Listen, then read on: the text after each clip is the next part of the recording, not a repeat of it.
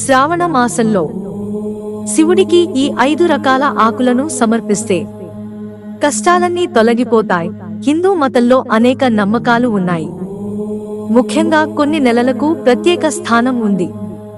చాలా మంది ఆషాఢ మాసంలో ఎటువంటి శుభకార్యాలు చేయరు. అయితే హిందూ మతంలో శ్రావణ మాసానికి ప్రత్యేక స్థానం ఉంది. ఈ సందర్భంగా చాలా మంది శివుడిని పూజిస్తారు. ఈ సందర్భంగా మీరు శివుడిని ప్రసన్నం చేసుకోవాలనుకుంటే ఈ 5 ఆకులను సమర్పిస్తే సరిపోతుంది. శివుడు అనేక పేర్లతో పిలువబడతాడు. ఆయనను అర్ధనరేశ్వర్, ఈశ్వర్, పరశివ, భోలేనాథ్, కన్నప్ప మొదలైన అనేక పేర్లతో పిలుస్తారు.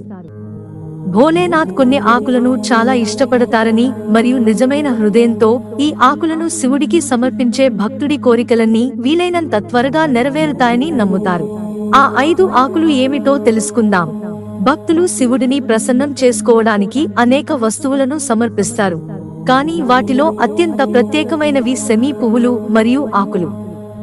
మత గ్రంథాల ప్రకారం శివుడిని ప్రసన్నం చేసుకోవడానికి సెమీ పువ్వులు మరియు ఆకులతో సంతోషిస్తే శివుడు చాలా త్వరగా సంతోషంగా ఉంటాడు.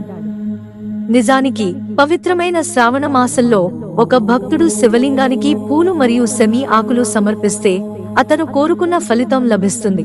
శ్రావణ మాసంలో ధూతర్ పువ్వులు వికసించి ఎక్కువ ఫలాలను ఇవ్వడం మీరు తరచుగా చూసి ఉంటారు. ధూతర్ పువ్వులు భగవంతుడు భోలేనాథ్కు చాలా ప్రియమైనవి. దానిని సమర్పించడం ద్వారా ఒక వ్యక్తి యొక్క ప్రతి కోరిక త్వరగా నెరవేరుతుందని చెబుతారు. అదే సమయంలో గ్రంథాల ప్రకారం శ్రావణ మాసం చాలా ప్రత్యేకమైనది మరియు ఈ నెలలో శివ భక్తులు శివలింగానికి ధూతర్ పువ్వులను సమర్పిస్తారు.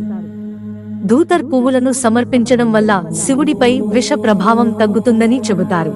ధూతర్ పువ్వులను శివలింగానికి సమర్పించినప్పుడు మహాదేవ్ సంతోషిస్తాడు మరియు తన భక్తుల కోరికలన్నింటినీ తీరుస్తాడు. శ్రావణ మాసంలో శివుడికి చాలా వస్తువులు సమర్పిస్తారు. కానీ భంగ్ ఆకులు సమర్పిస్తే శివుడు చాలా సంతోషంగా ఉంటాడు. వాస్తవానికి భంగ్ ఆకులను సమర్పించడం వల్ల ఒక వ్యక్తి జీవితంలో ఉన్న ప్రతికూలత సులభంగా తొలగిపోతుందని చెబుతారు. దీనితో పాటు ఆయుర్వేదం ప్రకారం భంగ్కు కూడా అనేక ఔషధ గుణాలు ఉన్నాయి. శివుడికి భంగం ఆకులు సమర్పించడం వల్ల జీవితంలో ఆనందం లభిస్తుందని నమ్ముతారు. శివలింగానికి తమలపాకులు సమర్పించడం వల్ల శివుడు సులభంగా సంతోషిస్తాడు. దీని 3 ఆకులు బ్రహ్మ, విష్ణు మరియు మహేశ్వరుల 3 చేతులకు చిహ్నంగా పరిగణించబడతాయి. దీనిని సమర్పించడం వల్ల భక్తులకు శివుని ప్రత్యేక ఆశీస్సులు లభిస్తాయి. తమలపాకులు అనేక ఔషధ గుణాల నిధిగా కూడా చెప్పబడతాయి. తమలపాకు మొక్క మానవులకు చాలా ప్రయోజనకరంగా ఉంటుంది. ఇది ప్రజలకు స్వచ్ఛమైన గాలిని అందిస్తుంది. శివుని పూజలో తమలపాకు లేకపోతే శివుని పూజ కూడా అసంపూర్ణంగా పరిగణించబడుతుంది.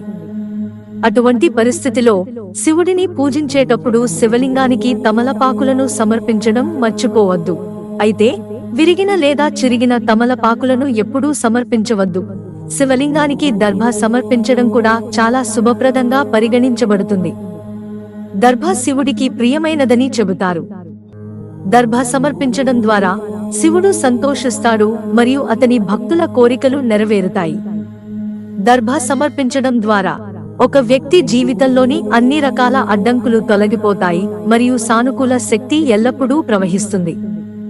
దర్బే ఆకుపచ్చ రంగులో ఉంటుంది. ఇది ఒక వ్యక్తి జీవితంలో పచ్చదనాన్ని కాపాడుకోవడానికి సహాయపడుతుంది. మిత్రులారా, ఛానల్ సబ్స్క్రైబ్ చేసుకోవడం మర్చిపోకండి. ధన్యవాదాలు.